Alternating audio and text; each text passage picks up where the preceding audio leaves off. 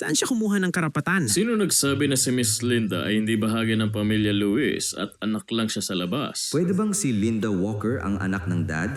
Totoo, pamilya talaga tayo. Matapos kang kilalanin at ibalik ng capital city mula sa Brookshire ng province, ikaw din ang nag-take over ng isang sangay ng Lewis Group. Sino ang nagsabi na ako ang nag-take over ng sangay ng Lewis Group? Hindi ba't ang pinagmula ng Walker's Group ay isang sangay lang ng Lewis Group? Kaya pala.